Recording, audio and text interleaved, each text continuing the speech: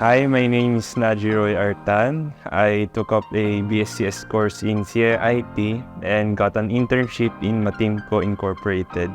And now I am a part of their ICT team as a software developer.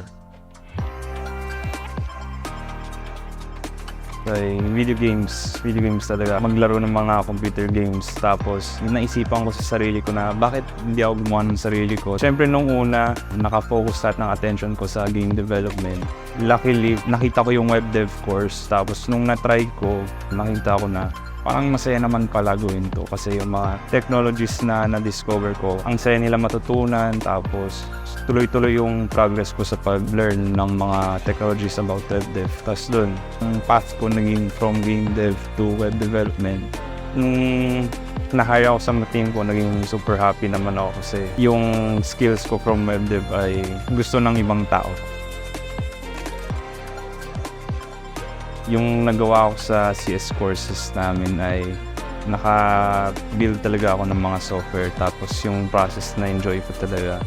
Kasi yung dalawang part na pag-conceptualize tsaka yung pag-code mismo, marami akong natutunan doon. At tsaka magandang addition rin yung specialist courses nila at mga bootcamp. Kasi sa tingin ko, kapag gusto mo ng specific skill, pwede mo na lang kunin yung mga courses na yun para malaman mo talaga kung paano gawin yung certain skill.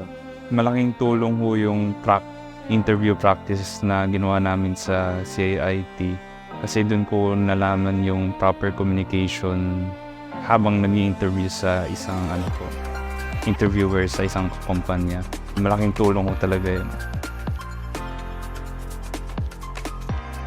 Yung experience ko po sa CIT, masaya kasi marami po akong nakilala ng mga kabatch. May mga events akong nasalihan, community events. Masaya yung mga nasalihan ko at marami akong natutunan. Naging productive ako kasi yung mga ginawa ko sa mga courses relating sa computer science, nakagawa naman ako ng mga actual coding projects, tapos naging successful naman sila. Overall, masaya naman yung experience ko sa CIT.